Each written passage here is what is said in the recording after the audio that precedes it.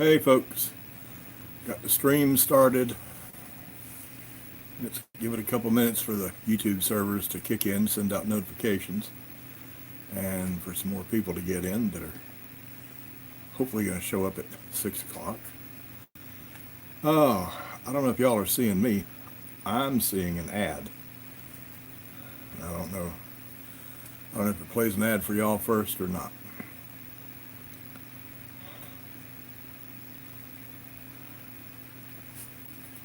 Hey Tom, you doing all right tonight? See, you and Dave are here. Somebody else is here too. It said that there was another person waiting, but they hadn't said anything. Ah, Jackie's Kitchen. How you doing today, Jackie? About another minute and a half, we'll be getting started. Just letting the YouTube servers catch up. They're a little bit slow, you know. Computers are supposed to speed everything up, but they don't.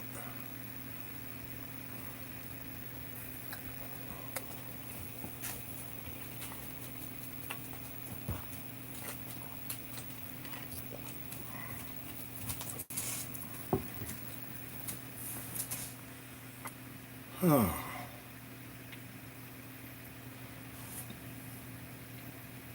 Hey, Mary Grace. How are those peanuts?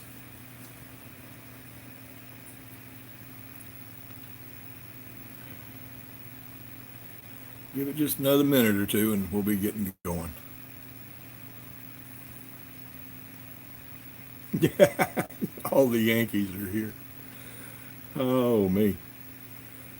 As much grief as I give y'all for being Yankees, I probably shouldn't admit this. I was born in Ohio. Mary Grace, they were surprisingly good to you. They're just good to me. That's caviar of the South. Hey, Sandy. Okay, it's 6 o'clock. Time for the show. Mountain Crest Farm Live. Hopefully a informative and entertaining channel that is mainly about homesteading. We talk about other things too, but try to focus on homesteading. Some of y'all, most of y'all, also see the coffee chats several days during the week usually that talk about most anything else, just stream of consciousness, whatever pops into my mind. And I do want to apologize. Y'all didn't see any coffee chats this week. It has been a crazy week around here. If it wasn't raining, it was busy, and if it wasn't busy, it was raining. And between getting firewood split and dealing with the rain and everything else, just didn't get any coffee chats done. Want to apologize. A little bit of house cleaning before we get started. If anybody on here is interested in raising pigs and doesn't know how to do it, down there in the description, there's a link to a book I wrote about raising pigs, beginners raising pigs. It's yesterday I couldn't spell pig farmer, and today I are one. It's Kindle only. If you're a Prime member, you can read it for free on the on the Amazon Lending Library or the Kindle Lending Library. And if you're not a Prime member, it's $7.99, something like that. It's a real good book for starting off when you're raising pigs. And I've been told it's also entertaining, even if you're not going to be raising pigs. So I'll leave that up to y'all to decide. The super chat. Yes, the super chat's turned on. If y'all want to use it, fine. Anything that's donated through super chat does not go to support the farm. We support ourselves around here.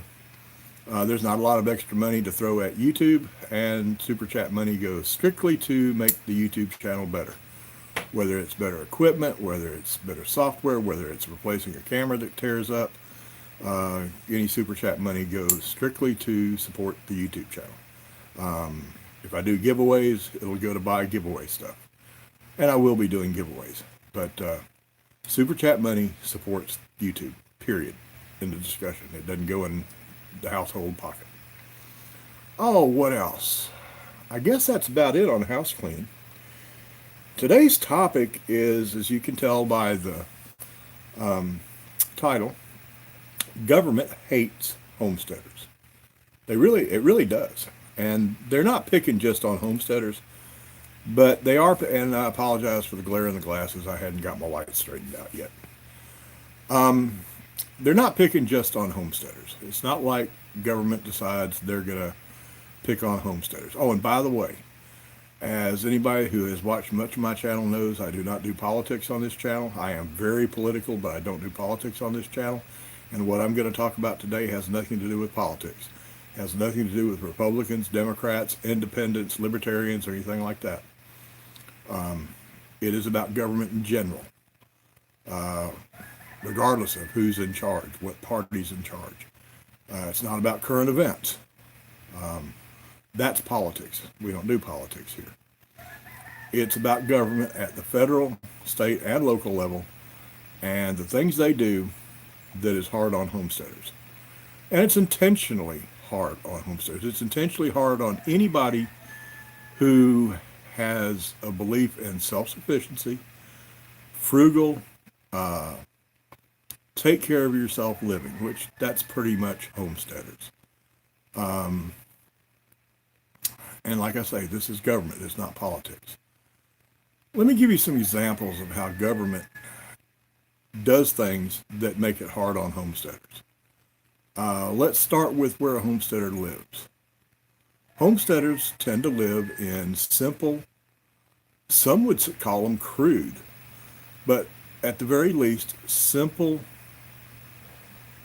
houses, simple homes. You know, government doesn't like simple homes. Here in the county where I am, they're trying to pass an ordinance where a house has to be 900 square feet or bigger. At the start of World War II, the average, and this was back when people had big families, at the start of World War II, the average house in America was 700 square feet. 700 square feet. My yurt, I live in a yurt, it's 30 feet in diameter. That's 706 square feet. My little yurt is 6 square feet bigger than the average house in America at the start of World War II. At the end of World War II, thanks to the GI Bill, the average house in America went to 750 square feet. New houses that were built back then. You got to remember when they started places like Levittown Levittown was in either New York or New Jersey. Mary Grace can probably tell us which one. It was the first planned subdivision in America. Those houses were an average of 750 square feet. Now, where I live, they want you to have 900 square feet to get a building permit. Now, that hadn't passed yet, and it's not going to pass, I can promise you that. But the fact that they would even consider it, telling you how big your house has to be. What business is it of the government to tell you how big your house has to be? Frankly, I don't think it's the government's business to tell you anything about your house. They don't have any business sticking their nose into safety of the house. They don't have any business sticking their nose into how you keep your property, how neat you keep it or anything. There's a little thing in the Constitution called property owners' rights. Government ignores them. Zoning should be illegal. Now, before y'all get upset, some of y'all have some pretty nice houses, and you'd be upset living next door to a dump. You'd frankly be pretty upset living next door to my place, probably. But zoning is totally subjective. Everything about zoning, when it tells you what kind of house you've got to live in, is totally subjective. Let's say, I've seen Mary Grace's house in her videos. Let's say her house was sitting there and my house was 1,000 yards down the road. And between us was an empty 20 acres. Just 20 acres that wasn't being used. And somebody came in there and bought that 20 acres and decided that they wanted to put a junkyard there. Mary Grace, I don't think you'd like that. You wouldn't want that junkyard next to you. You'd feel that it would devalue your house, and in your eyes it would. But you know what? In my eyes, that junkyard next door to me, you know what that means? See, I don't buy new cars. A car is a depreciating asset. I buy used cars. And when I can get the parts for those used cars, when one breaks down, from a junkyard to save some money, I do. I put a starter on my wife's car last year, and instead of a $250 starter like a new starter was going to be, I paid $35 at a junkyard. Still working just fine. I see the junkyard next door as an asset. That's my parts store. I don't even have to go into town. Whereas somebody else with a really nice house on the other side of the junkyard would see it as a detriment because it wasn't pretty. It junked up the neighborhood. Zoning is totally subjective. There's nothing objective about it at all. It's all how one person feels, and it might be different than how somebody else feels. So that's the first place government messes with homesteaders. They tell us where we can live, what kind of house we've got to live in. It's got to meet their standards, and that is all for one thing. Do you know why government wants you to live in a certain size house? Another thing is, what got the 900 square feet started around here was a discussion about tiny houses and recreational vehicles, living in recreational vehicles. And the local county wants to make both illegal. They don't want you to be able to live in a recreational vehicle for more than, I think, 6 months. And they don't want to allow tiny houses at all. They claim it's because of safety. Now, they had a guy from the Northwest Georgia Regional Commission come in, and he was talking about how recreational vehicles and tiny houses were unsafe, and one of the reasons he gave was because of low ceilings.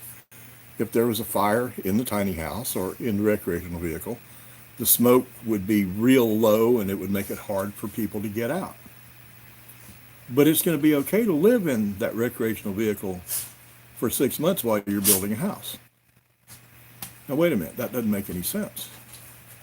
If it's dangerous to live in that house or in that recreational vehicle because of the low ceilings, and that makes it unsafe, but you can live in it for 6 months, does that mean that for 6 months the recreational vehicle is a safe place to live, but all of a sudden on 6 months and 1 day it becomes unsafe?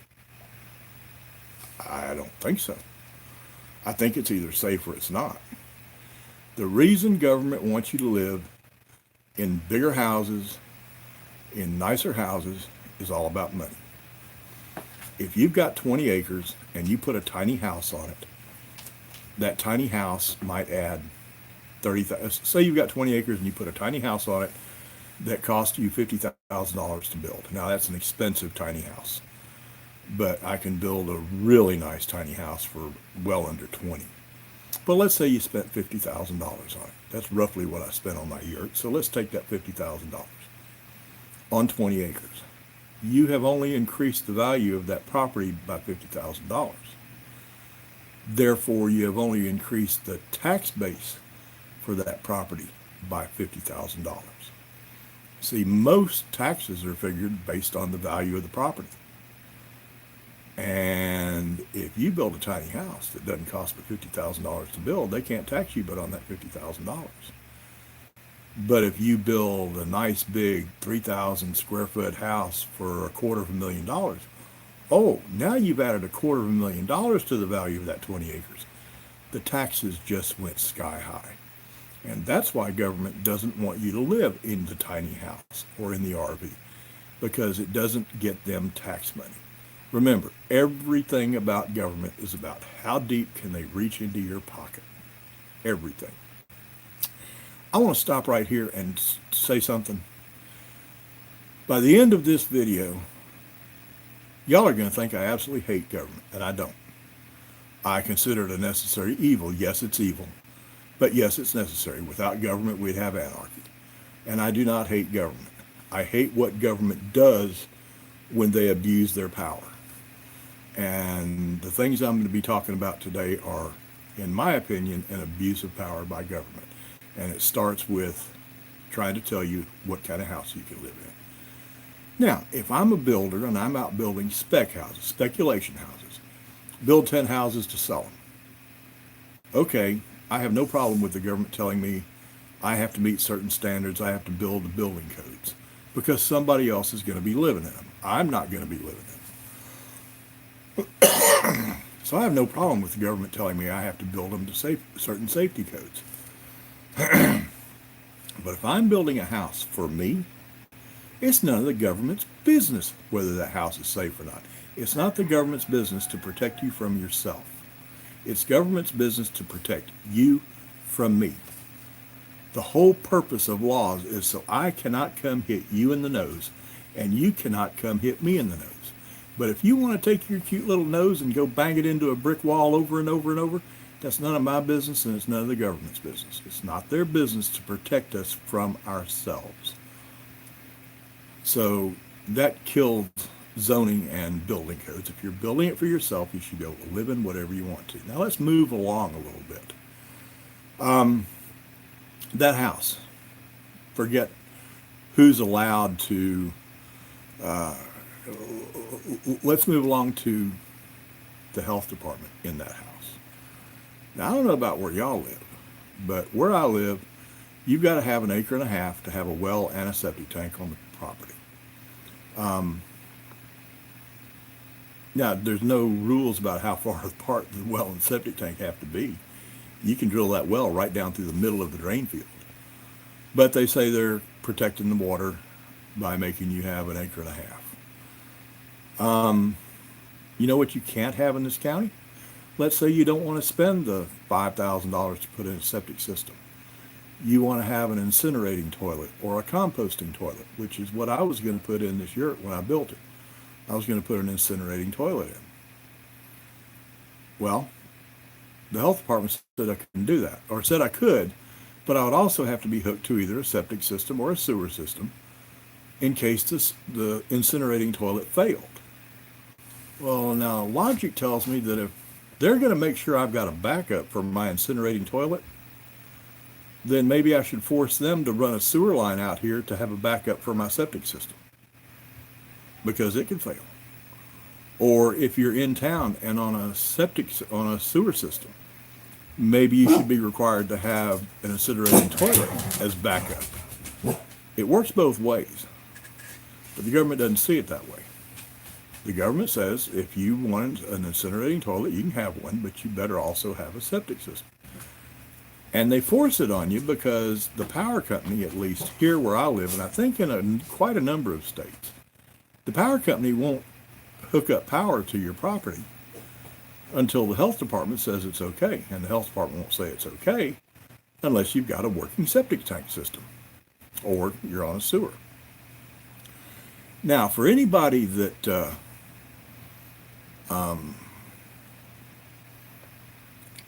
wants to get around that, here's a little trick. If you want a homestead and you've already got you a piece of land and you haven't started doing anything to it, go build you a 10 by 10 shed, a tool shed. Don't say anything to anybody about wanting to live on the property. Just build a tool shed. And tell the power company that you want to get power to your tool shed so you'll have a light when you're in your tool shed using it as a little shop. There's no requirements to have a septic system for a tool shed. And you can get power, and the power company will look at you kind of funny when you put a 200 amp panel in a little 10 by 10 tool shed, but they'll put it in. And then go build the house you want and run a sub panel off of that panel that's in your tool shed. Run a sub panel to your house and build your house the way you want to. Have your incinerating toilet or your composting toilet. You've already got power and they're not going to come turn it off. But anyway, build a house uphill from the health department. Hey, Bob, I didn't see you come in here. I'm not even looking at the comments in here. I didn't see you come in. Uphill from the health department's a good place to build the drain field anyway. But get power without anybody even knowing you're going to live there, and then run you a sub panel. Gets around the health department, and the power company will give you power. What else does the government do that fights against homesteaders? Well, one thing that most homesteaders want is a cow. They want to have a dairy cow. Now, I don't know how many of y'all have had cows. I know Mary Grace has. One cow is going to produce a lot more milk than one family needs. So let's say you've got a cow and you're milking the cow every day, and you've got a gallon, you got 2 gallons of milk left over at the end of every day. You've got 2 gallons more than you need. And you've got a neighbor that would like to have raw milk from your cow.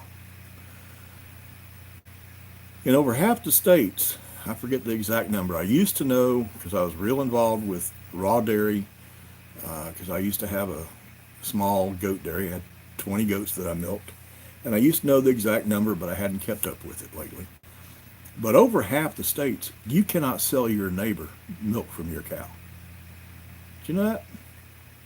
In some of those states, you've committed a felony if you do. Now, your neighbor's not breaking the law to buy the milk, but you're breaking the law to sell the milk. Why? Because it's not pasteurized. Let's talk about why pasteurization even exists. Because remember, the government, years ago, the government encouraged people to have their own cow, to have their own yard flock of chickens. Start of World War II, the government sent out flyers to everybody to have their own chickens. You could support the war effort by having your own chickens, so that food that you would otherwise be buying at the grocery could go to the boys overseas. They don't encourage you anymore. But they used to encourage you to have cows and your own chickens. But in the first part of the 20th century, when industry started getting bigger and lots more people started moving away from rural America and moving to big cities, dairies started getting closer to big cities as well, because that's where most of the customers were. And you got huge dairies on just a little piece of land, because the closer you got to the city, the more expensive the land got. You had huge dairies on a little bitty piece of land, and the cows weren't treated very well. They weren't fed very well. They were fed garbage food. And people started getting sick from raw milk. It wasn't because it was raw milk.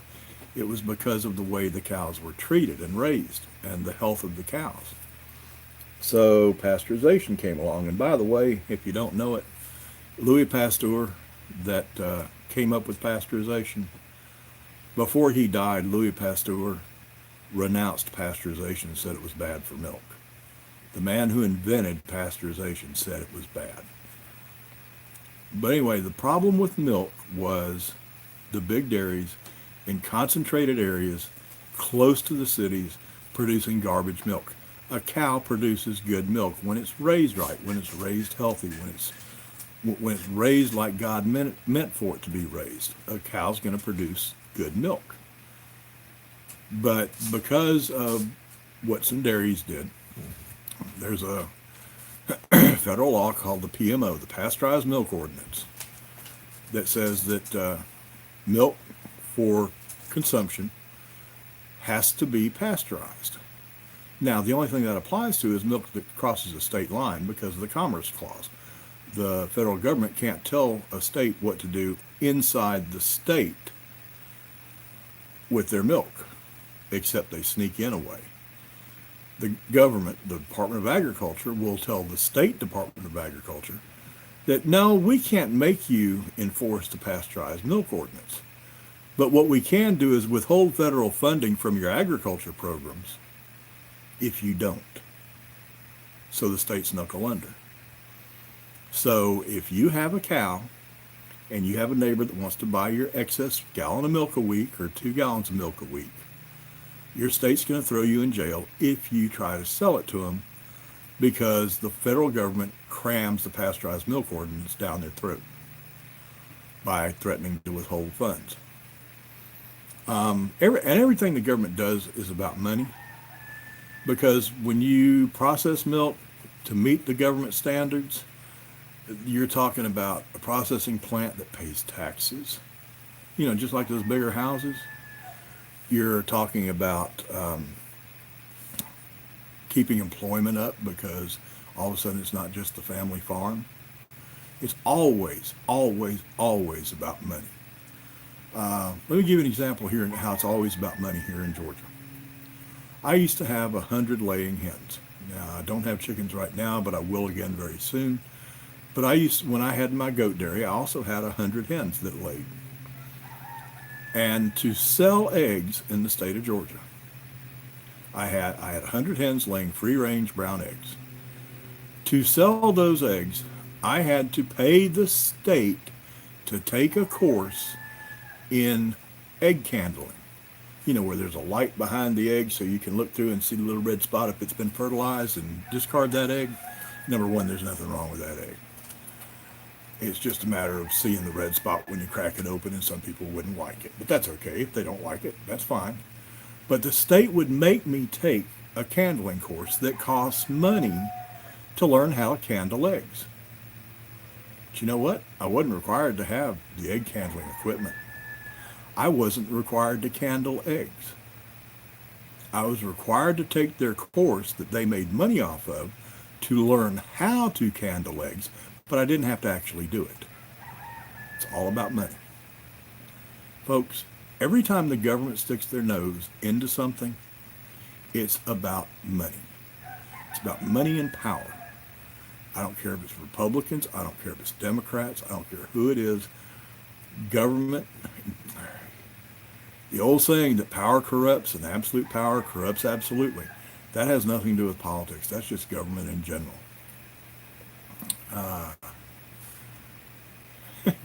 Yeah, you can hear, I'm picking up a little bit of the background of the comments. Yeah, those roosters, at least they're not as loud as they are on the coffee chats. On the coffee chats, they're usually standing about 10 feet behind me. These are outside and about, the way they sound, they're about 70 or 80 feet away. But no, they're not mine. Yeah, Susie, it is about money. Everything the government does to stop you from doing what you want to do. Everything that homesteaders want to do, being self-sufficient. Oh, that's another thing. I almost left that out, and I'm glad Susie reminded me. I've said that all of it's about money. No, 90% of it's about money. The other 90% is about keeping you dependent. Homesteaders tend to be self-sufficient type people. They live a frugal life, not a deprived life, but a simple life. And they're self-sufficient. They don't like government help. They don't like government handouts. And the government doesn't like that. Because if you're not dependent on government, if you don't need government, then it's a lot easier for you to tell the government where to go. And it's a lot easier for you to stand up for telling the government where to go when other people do it too. See, if you're needy, if you're not self-sufficient, then you like all that government stuff. You like all those things the government does to help keep you going. But if you're self-sufficient and you don't need government, government's in trouble when you don't need them. Government needs you to need them. And they do everything they can to keep you from being self-sufficient. That and money. That's what it's all about, folks. Now, I have been ignoring my comments. Let me scroll through them and see if I need to touch on anything. Excuse me for just a second.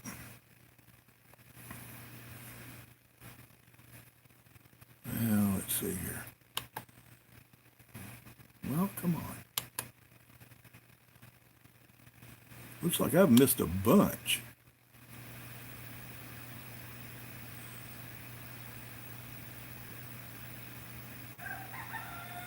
Lots of new folks in here tonight. Folks,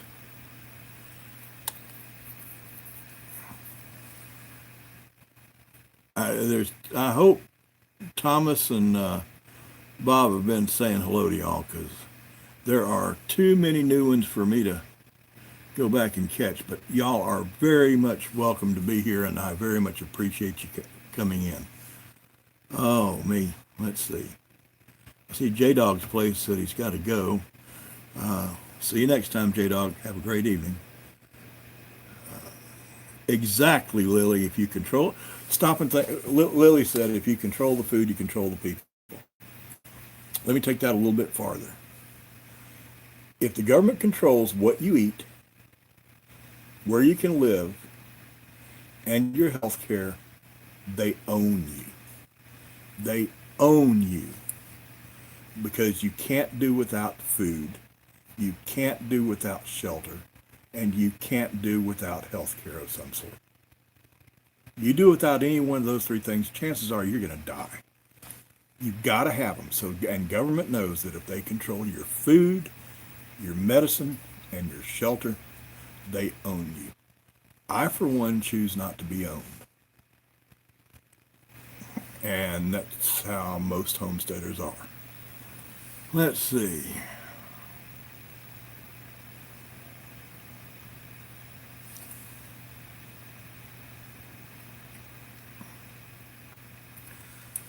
JR, that's good, but in Wyoming, y'all still have an issue that I have a problem with.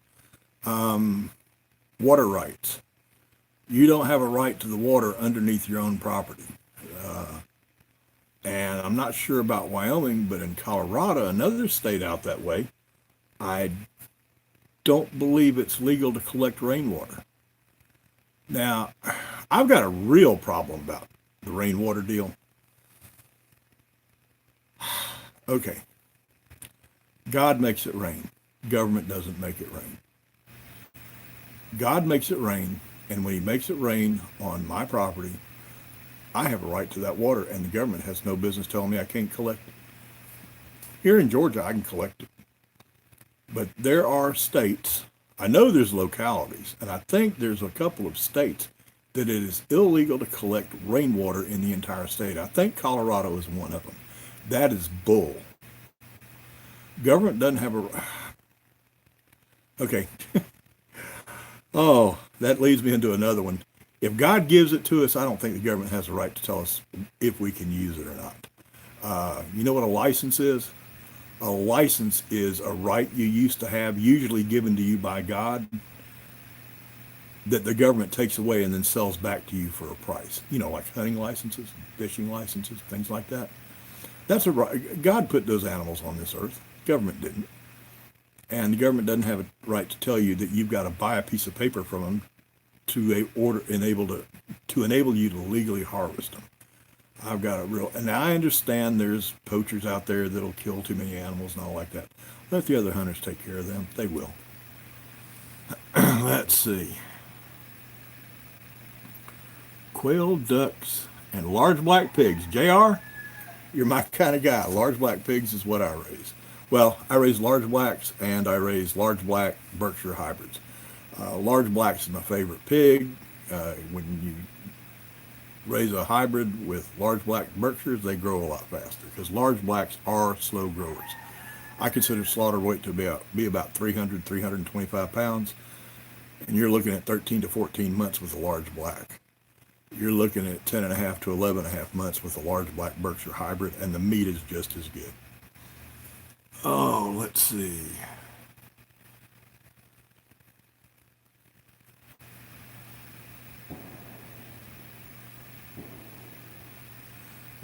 That's right, Susie. It's a gift from God. 1,000 to 3,000 feet for potable water. That is just crazy. The road I'm on it's about a mile long, has 9 people on it. There's 9 wells on this road. I think I'm about the shallowest well. I'm 220 feet. Most people on this road are about between 500 and 550 feet deep, and that's considered a deep well in this area. Having to go 1,000 feet to 3,000 feet to get potable water, that's just crazy. How much does it cost to drill a well out there? Around here, you're looking at $10 a foot. And if you're going 3,000 feet, that's $30,000 just to drill. That is just unreal. Homesteading with Sadie. Hello, Sadie. How are you doing? I think you're a newbie tonight, aren't you? Or have you been in here before? I try to remember all the names of people that have been in here, but I have a lousy memory. It's not because of age. When I was 10 years old, my mother said I couldn't remember anything, and she was right. It hadn't gotten any better. It hadn't gotten any worse, but it hadn't gotten any better. $23 to $30 a foot and have to go 1,000 feet. Oh my.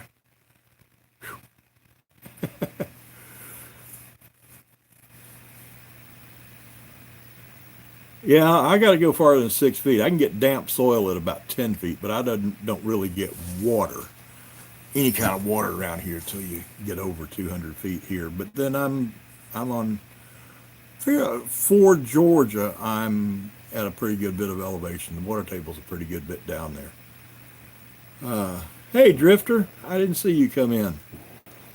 Uh, hey, Drifter, we're not giving away peanuts today.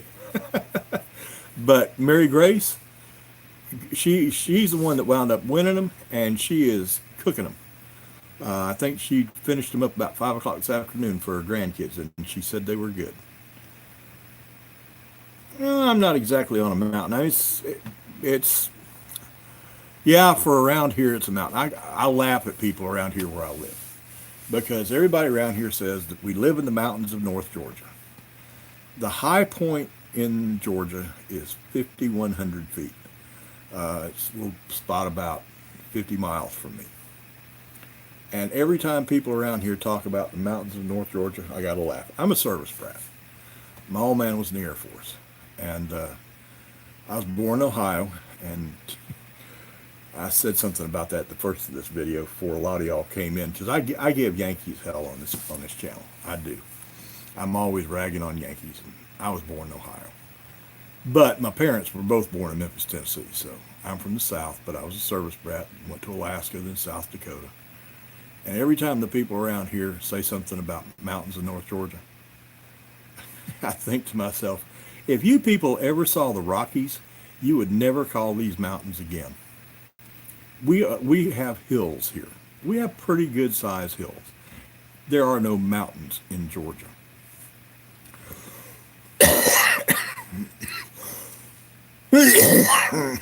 Excuse me.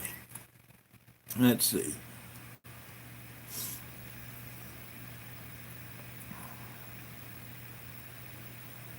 Oh man, I am sure glad I'm not paying those kind of prices to drill wells.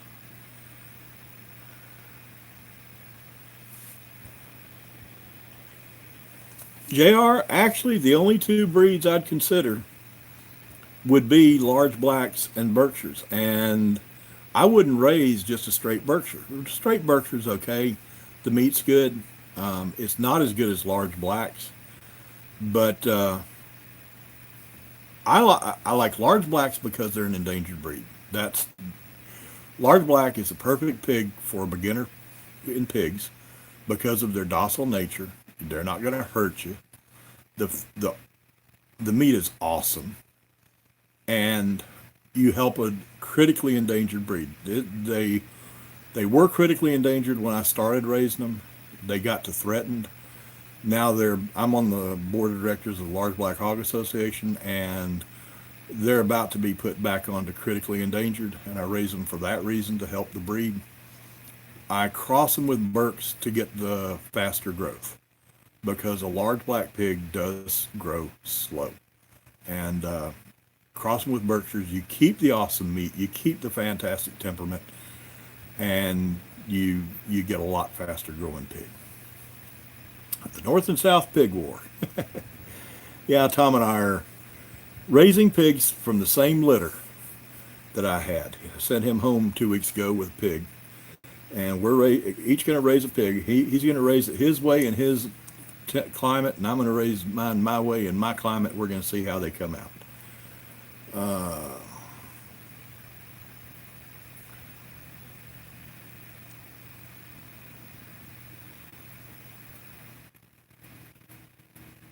Yeah, JR, those out there, they do know what mountains are. People around here don't. It's not a war, it's a competition. I don't know anything about mulefoots, JR. Can't tell you anything about them one way or the other. I know that they are a heritage breed. That's a point in their favor. Now, keep one thing in mind about heritage breeds. When they cross pigs to come up with the new commercial pigs, one of the things they were doing, they're trying to make money.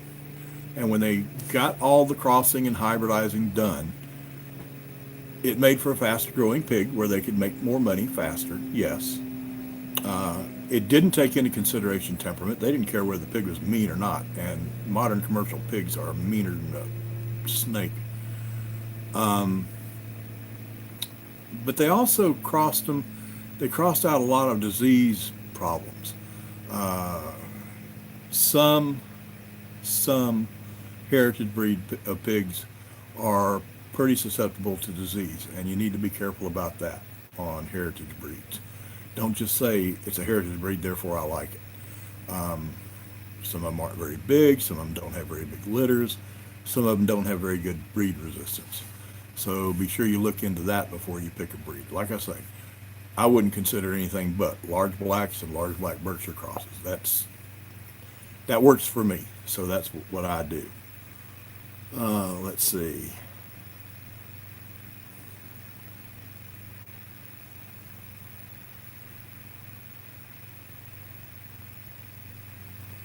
Yeah, JR, they are absolutely fantastic mothers.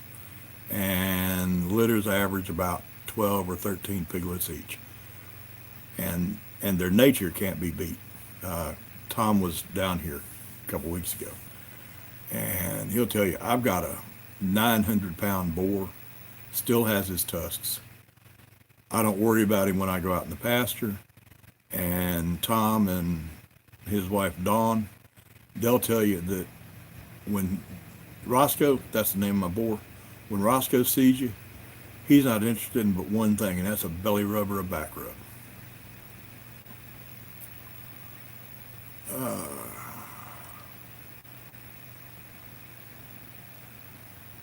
Bob, you are welcome here anytime. I can't always guarantee I've got any large blacks available, but I do produce about 150 piglets a year. You're welcome to come by. Yeah, I could just see a little piglet running around making buddies with Prepstetter Bob's dog. He's got a Rottweiler rides around with him.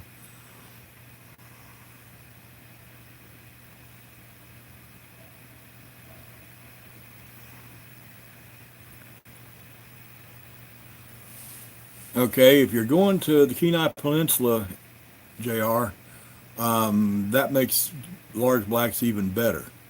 Large blacks are a very, very climate hardy breed. Yes, I'm in Georgia and raise them. I also know of somebody 250 miles north of Fairbanks, Alaska, that raises large blacks. It's the third breed he's tried and the first one he's been successful with. They are an extremely hardy breed in the cold.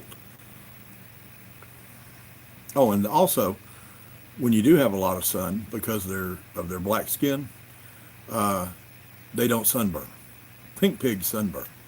White pigs, pink pigs, all this new hybridized commercial garbage junk. That's why one reason they raise them in barns is because they do sunburn. Large blacks don't sunburn. Neither do Berkshires.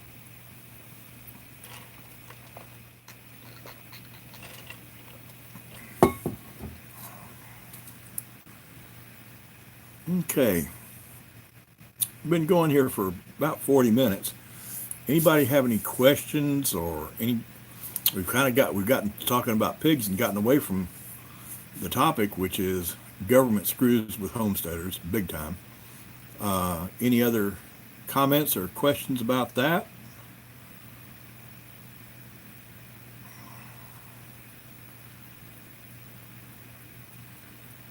JR, if you got limited physical abilities, number one, you're braver than I am. I wouldn't be going to the Kenai Peninsula uh, unless I was in pretty good physical shape.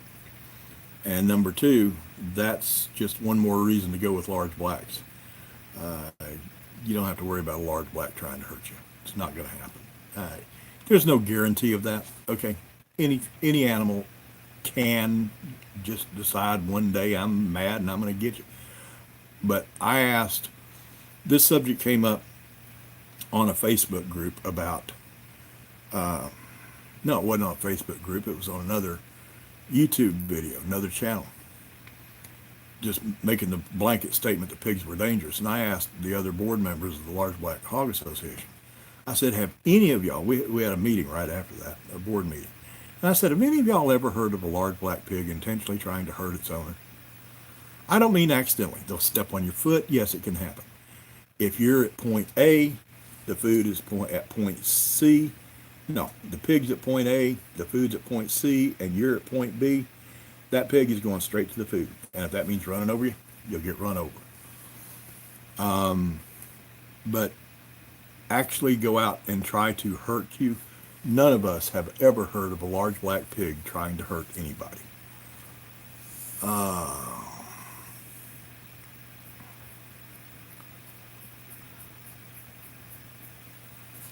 Yes, JR, the Lord does take care of us. As long as we are smart enough to ask, He'll help us. Do I want to get into that? Yes, I do. A lot of new folks in here. There's some folks in here that have been here before, though, and some of you know my backstory a little bit. And I'm not going to go into the whole long spiel of the whole thing, but I'm a recovering alcoholic. And for a long time, I asked God how come He wouldn't help me. You know, I heard all, you know, God's supposed to help people that need help. And I always asked Him, why aren't you helping me? And finally it got pointed out to me that God doesn't force you to ask for help. He's always walking there alongside of you. He's always got His hand out. But you're the one that has to stick out your hand and take His hand. If you do that, God will help you. If you don't do that, that's free will. And He's not going to make you take His help. And as far as I'm going to go on that one, okay? Let's see. Yeah, Tom, pigs do consider your toes to be chew toys. They'll nibble once, they'll nibble twice, and if you don't move your foot, they'll bite it. I don't know what it is. I don't know if it's, I wear leather work boots. Maybe it's the leather. I don't know. But they will nibble on your toes if you don't move your foot. But that's the closest I've ever come to being hurt by a pig. We're sitting at about 45 minutes, so it's about time to close this thing up. Anybody else have any more questions or thoughts or comments or anything else that needs to be addressed? If not, I'm going to tell y'all that I appreciate you coming in. Really appreciate y'all coming in.